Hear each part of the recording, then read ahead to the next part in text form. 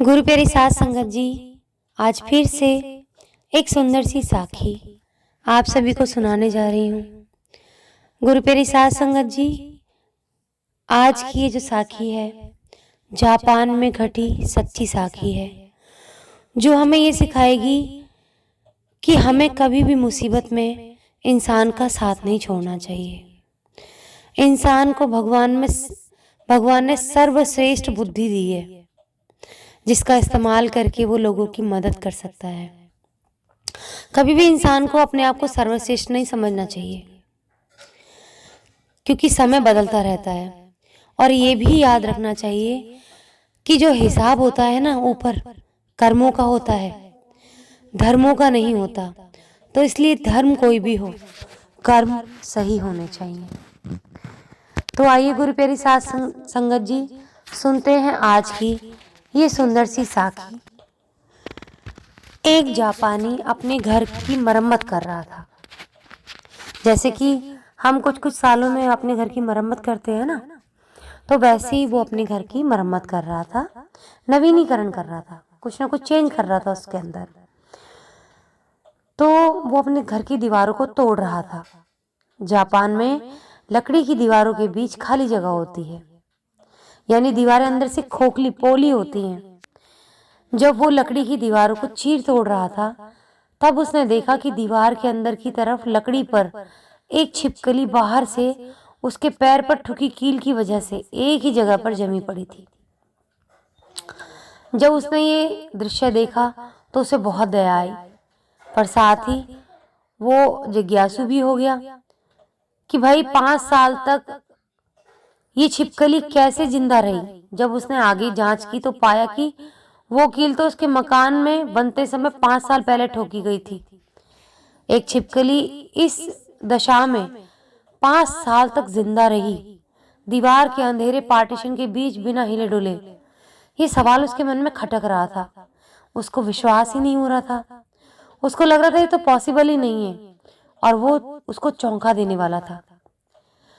उसकी समझ से ये परे था कि एक छिपकली जिसका एक पैर एक ही जगह पर पिछले 5 साल से कील की वजह से चिपका हुआ था, और जो अपनी जगह से 1 इंच भी ना हिल सकी, वो जिंदा कैसे रह सकती है।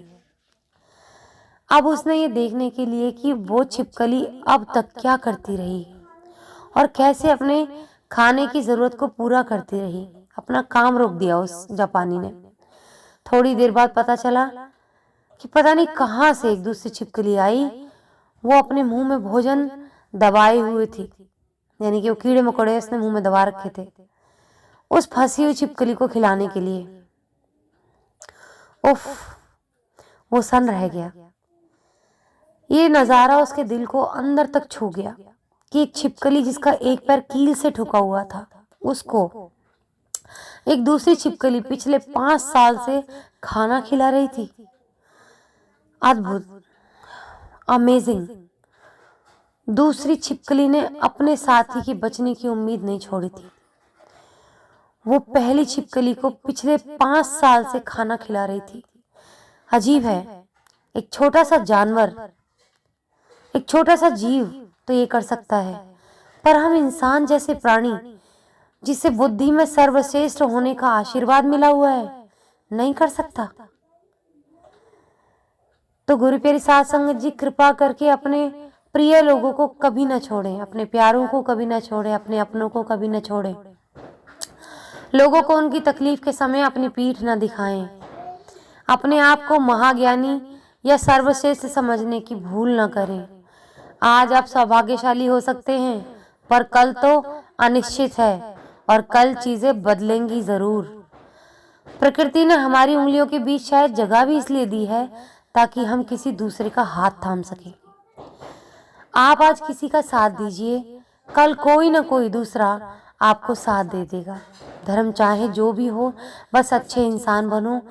हिसाब हमारे कर्मों का होगा, धर्म का नहीं। तो गुरु प्यारी साध संगत जी, जो लोग सोचते हैं कि आज हमारा समय बहुत अच्छा है और हम तो ऐसे ही रहेंगे, तो वो उनकी भूल है। और अपने अच्छे समय का घमंड करके किसी दीनहीन को यानी किसी मजबूर की मजबूरी का मजाक उड़ाएं और उसकी सहायता ना करें, तो भूलिएगा नहीं, भगवान आपको सुविधा दे सकता है तो छीन भी सकता है। उस भगवान ने मानव जन्म हमें इसलिए दिया है ताकि हम लोगों की मदद कर सकें। इस कलयुग के अंदर अगर धरती टिकी हुई है तो सिर्फ और सिर्फ धर्म के 2 पैरों पर टिकी हुई है। 2 पैरों पर भी नहीं, 1 पैर पर टिकी हुई है।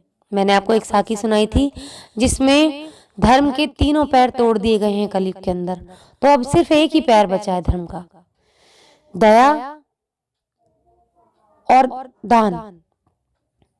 अगर कोई इंसान किसी के ऊपर दया नहीं कर सकता, दान नहीं कर सकता, तो वो कलयुग के अंदर जा चुका है। और जो इंसान कलयुग के अंदर जा चुका है, जिस पर कलयुग हावी हो गया है, उसका पार उतरना तो असंभव है। चाहे वो कितने भी भगवान के नाम ले ले, कितना भी गुणगान कर ले, क्योंकि कलयुग ने ये बात राजा परीक्षित से छुपाई थी। और कलयुग ने इस धरती पर प्रवेश करने के लिए यानी कि इस धरती पर एंटर करने के लिए उसने राजा को भरमाया ये कह के कि जो इंसान भगवान का नाम लेगा इस युग के अंदर उसे तपस्याओं का फल मिलेगा। लेकिन किसी इंसान को ये नहीं पता इस धरती पर कि वो तो भरमाने के लिए कहा गया था। सबसे मेन काम ये था, कलयुग में सिर्फ और सिर्फ धर्म का 1 पैर बचा है। और धर्म जब ही टिकेगा जब दया और दान को पूरे अच्छे सच्चे दिल से निभाया जाएगा। और अगर धर्म के 4थे पैर को भी लोगों ने तोड़ दिया, यानी कि दान और दया, इसको भी नहीं निभाया, तो धर्म धरती से गायब हो जाएगा। और जिस दिन धर्म धरती से गायब हो गया तो अधर्मी अधर्मी रह जाएंगे। इस कलयुग के अंदर सिर्फ और सिर्फ अधर्मी अधर्मी होंगे। कोई सच की सांस कोई नहीं ले पाएगा, कोई धर्म की सांस नहीं ले पाएगा। कोई अच्छाई की उम्मीद करना छोड़ देगा, कोई भलाई की उम्मीद करना छोड़ देगा, सच की उम्मीद करना छोड़ देगा। झूठ का, नीच बातों का, नीच कर्मों का बोलबाला हो जाएगा इस धरती पर उस दिन। तो अगर जो इंसान इस धरती पर धर्म को बचाना चाहता है, धर्म क्या है मैंने अपनी साखी में आप सभी लोगों से शेयर की है कि धर्म क्या है। और धर्म के 4 पैर हैं और वो किस तरह से टिका हुआ था, किस तरह से उसके पैर तोड़े गए, वो भी जरूर सुनिएगा। आपको साखी से पता चलेगा कि किस तरह से धर्म के 3 पैर तोड़े गए और 4था पैर तोड़ने के लिए कलयुग आ चुका है। अगर लोग अभी भी नहीं संभले तो कलयुग के सिर्फ अभी कुछ 5000 साल बीते हैं, 1,45,000 कुछ साल अभी भी बाकी हैं। तो आगे आगे देखिए कि आगे आगे क्या होगा। इस धरती पर अभी इतने पाप हो रहे हैं और अगर हमने पापों को रोका नहीं और हमने पुण्य नहीं किए, अभी भी धर्म के 1 पैर को नहीं बचाया, तो हमारे खाते में इतने गंदे गंदे पाप लिखे जाएंगे जिसका पछतावा करना, पश्चाताप करना हमारे लिए पॉसिबल ही नहीं है। उनकी सजा इतनी बुरी मिलेगी, नर्क से भी बुरी सजा मिलती है फिर।